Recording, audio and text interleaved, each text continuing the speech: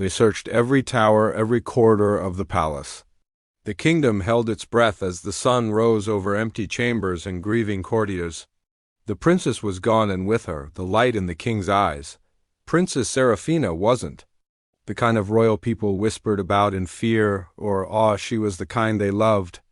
With laughter like wind chimes and hands calloused from caring for sick animals and drawing in the dirt with village children, she was a royal only by blood, not by heart.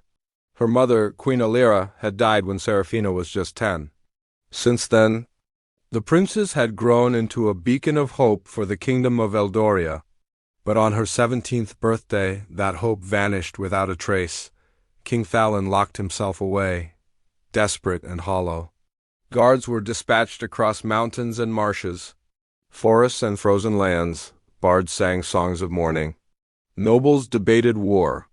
But the girl who once danced barefoot in palace gardens was nowhere to be found. What no one knew was this: Seraphina had not been taken. She had left. The palace walls had grown too heavy. Whispers behind golden doors spoke of her engagement, of alliances, dowries, and treaties. They spoke of her as if she were a chess piece, not a person. Her heart beat for more than the crown. She wanted to live as herself, not just for everyone else, dressed in a traveler's cloak. Her tiara left behind on her pillow, Seraphina had slipped into the night, taking only a compass, a sketchbook, and a single rose from her mother's garden. Days turned into weeks. Seraphina journeyed through border towns and villages, not as a royal, but as Sera, an artist looking for truth. She stayed with farmers and traded portraits for bread. She sang songs in exchange for safe shelter. No one recognized her, and she loved them for it. In one town, a poor fishing village in the north, Seraphina met a boy named Kale. He walked with a limp and spoke little, but his eyes were filled with quiet strength. She watched him care for his younger siblings while their mother worked the nets. Despite his hardships, he never complained. Kale was unlike anyone she'd known at court. One night, during a storm, Seraphina confessed who she was. Kale didn't laugh, nor did he kneel. He simply looked at her and asked, "Why did you leave if you had everything?" Her voice cracked. "Because I didn't have me." That night changed them both. Kale taught her how to fish and fix sails, and she taught him how to read poetry and sketch the sea.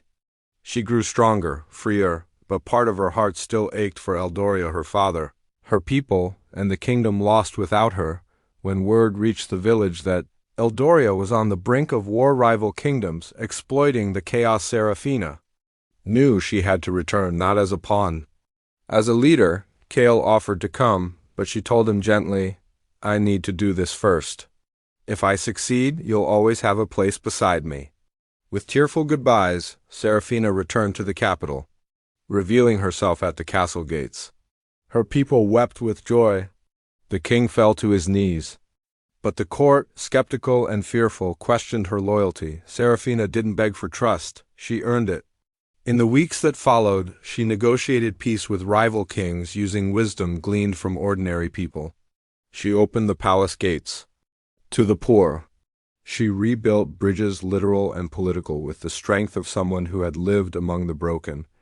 And when she finally wore her crown again, it wasn't out of duty, it was out of choice. A queen forged not by birthright, but by bravery. 1 year later, Seraphina returned to the northern village. Kale was waiting at the dock, holding a single rose, and just like that, the girl who had once run away from a life she didn't choose finally stepped into the one she had created for herself.